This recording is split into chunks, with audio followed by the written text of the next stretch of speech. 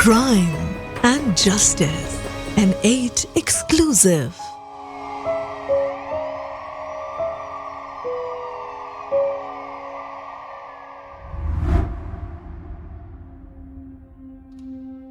कभी कभी जब आपको अचानक गुजरा हुआ वक्त याद आने लगे तो ये समझिए कि या तो वो वक्त बड़ा खूबसूरत था या तो इतना भयंकर जिसको भुलाया नहीं जा सकता। खैर, इस तरह के किस्से कहानियां तो आपने बीसियों बार सुनी है और देखी हैं, पर मैं आपको ऐसे किसी भी किस्से से रूबरू नहीं कराने वाला।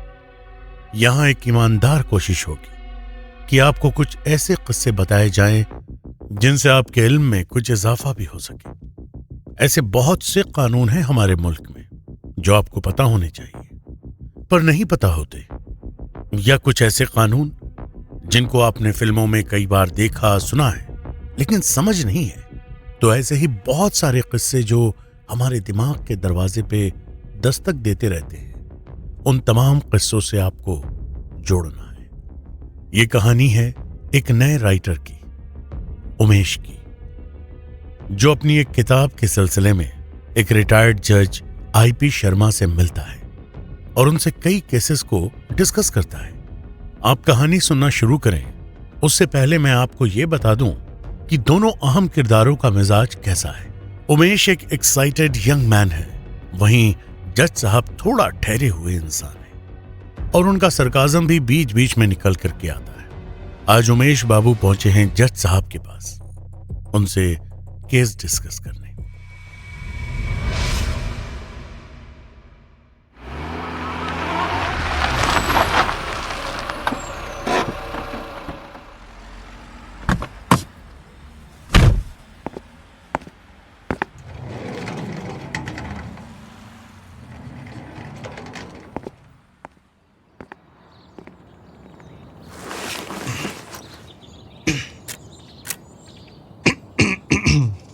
Hi guys, this is Umesh और इस वक्त मैं रिटायर्ड जज आईपी शर्मा के बंगलो के लॉन साइड में खड़ा हूँ। शर्मा सर अभी थोड़ी देर में यहाँ पर आएंगे और फिर हम बातचीत करेंगे मेरी आने वाली किताब जस्टिस इनजस्टिस के लिए। इस किताब में मिस्टर शर्मा के द्वारा बताए गए कुछ फैसलों के बारे में मैं बात करना चाहता हूँ। अब देखना यह है कि वो कितना बताते हैं और किस किस केस के बारे में बताते हैं, क्योंकि टाइम और स्टोरी का स्टाइल उनका ही होगा। जो केस मुझे पसंद आएंगे वो किताब का हिस्सा होंगे और जो नहीं समझ आएंगे वो बस मेरी मेमोरी का हिस्सा बनकर रह जाएंगे। आई होप मुझे कुछ अच्छा जानने को मिले और मैं लोगों तक कुछ अच्छे कानून को बता सकूं। इस ससुरा जज साहिब से सब बकलोल ही मिलने आते हैं का? अभी पगले को देखो, बगीचे में खड़ा खड़ा रेडियो में मुंह घुसेड़े, पता नहीं कहाँ भाव भगे जा रहा है। गजब भाई। ए बाबू, बाबू साहेब। हाँ हाँ हाँ सर। जज साहिब को आने में थोड़ा वक्त लगेगा, तब तक कुछ चाय ठंडा चाहिए तो बता दीजिए, भिजवा दें। नहीं सर, मैं ठीक हूँ। आप पानी भिजवा दीजिए। वैसे आप यहाँ माली है हम। ओके ओके, पानी भिजवा दीजिए एंड दैट्स ऑल। बोलते हैं।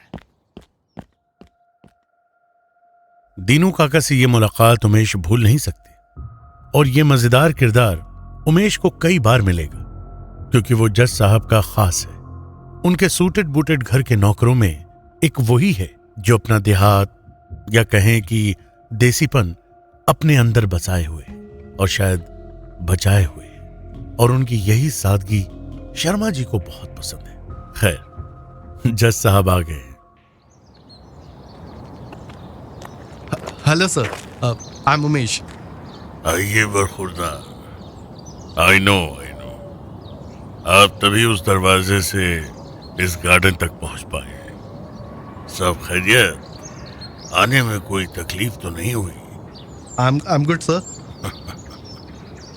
बैठिए, तशरीफ रखिए। Thank you sir. कैसे हो? वो बताया था ना कि किताब लिख रहा हूँ, तो बस वही आपसे बहुत सी बातें जाननी थी, क्योंकि मेरी किताब का जो टॉपिक है वो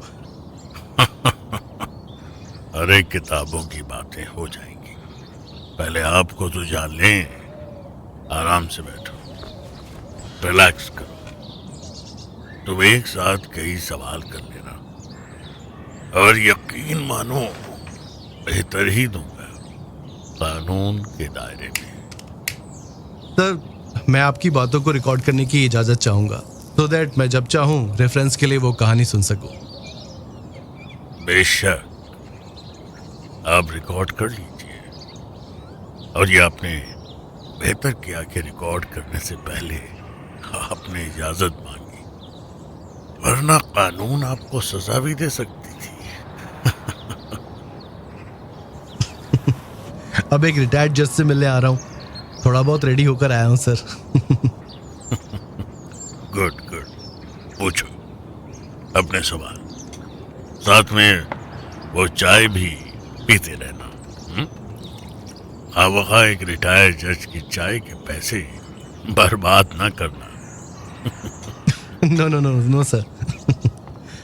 सर, ऐसा कोई केस जो आपको खुद सुनाने का मन करे, क्योंकि ऐसे बहुत से केसेस हैं जिसपे मैंने काफी सोचा हुआ है, लेकिन एक केस मैं आपकी तरफ से जानना चाहूंगा, क्योंकि ये वो केस होगा जिसके फैसले पर शायद आपको भी कंफ्यूजन रहा होगा।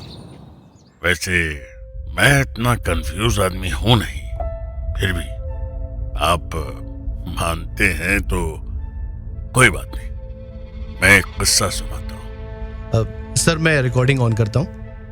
हाँ जरूर।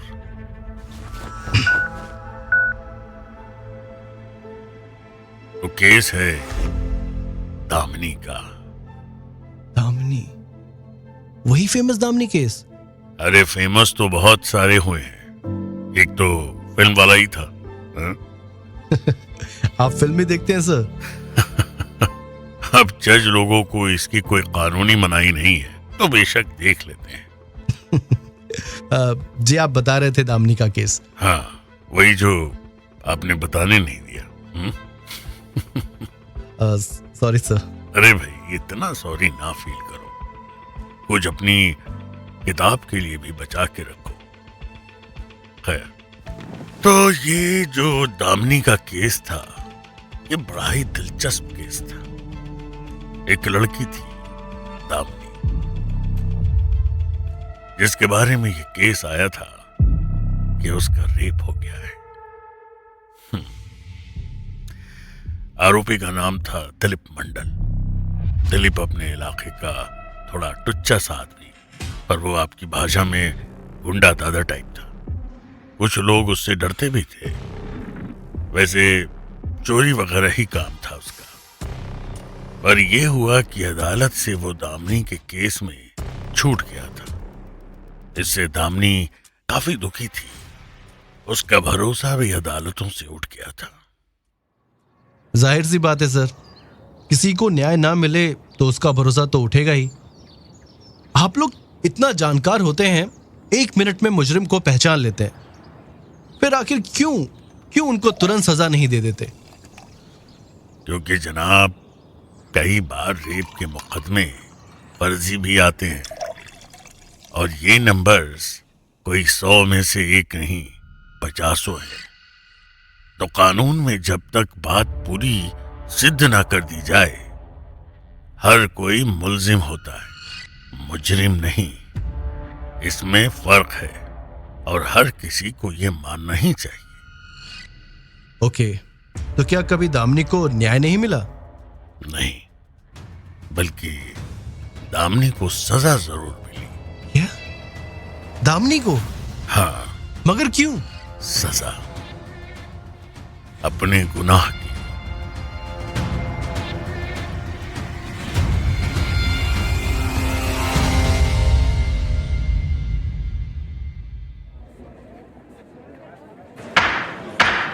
Order order. जी, मेरा नाम दामिनी है और मैं जो कहूंगी सच कहूंगी।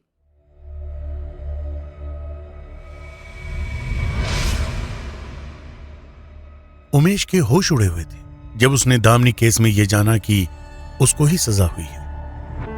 आईपी शर्मा जी अपने फैसले पे कायम थे कि उन्होंने सही ही किया है। अब एक लड़की जो इंसाफ मांगने गई, उसको ही सजा क्यों हो गई? इस बात की गुत्थी तो तभी खुलेगी जब आपसे दोबारा मुलाकात होगी अगले भाग में। जानना बहुत जरूरी है कि रेप की धाराओं में आखिर एक इंसान बच कैसे गया, और फिर आखिर ऐसा कौन सा कानून था जिसने दामिनी को सजा दिलवा दी।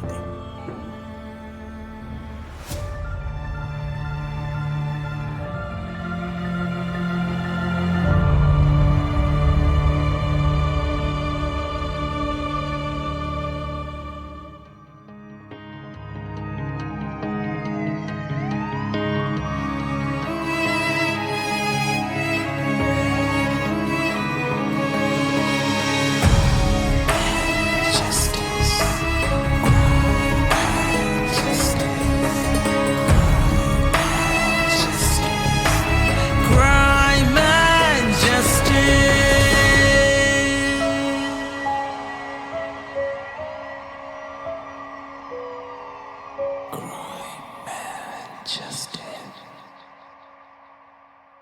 इस शो में अपशब्द और कड़ी भाषा और वयस्क श्रोताओं के लिए वयस्क सामग्री है।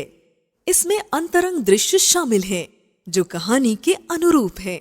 यह पूरी तरह काल्पनिक है और वास्तविक व्यक्तियों, व्यवसायों, स्थानों या घटनाओं के साथ कोई भी समानता मात्र संयोग है। इस शो का उद्देश्य किसी व्यक्ति, संस्था, जाति, समुदाय, नस्ल या धर्म को ठेस पहुंचाना या बदनाम करना या किसी संस्था या जीवित या मृत व्यक्ति को बदनाम करना नहीं है। इस कार्यक्रम में शामिल जानकारी और विचार ना तो कानूनी मसलों का व्यापक विश्लेषण है, ना ही कानूनी सलाह है, और किसी भी परिस्थिति में इसका इस्तेमाल व्यवसायिक कानूनी परामर्श के रूप में नहीं करना चाहिए। इस कार्यक्रम के दौरान दी गई किसी भी कानूनी धारा, सलाह, विचार और राय के लिए क्रिएटर और प्रोड्यूसर को किसी भी तरह से जिम्मेदार नहीं ठहराया जा सकता। दर्शकों के हित में उन्हें सावधान करते हैं कि वे अपने लिए व्यवसायिक कानूनी परामर्श ही लें और इस कार्यक्रम के विषय वस्तु पर निर्भर न रहें। क्रिएटर और प्रोड्यूसर ऐसे किसी भी दावे या जिम्मेदारी से इनकार करता है। श्रोताओं को अपने विवेक का इस्तेमाल करने की जोरदार सलाह दी जाती है।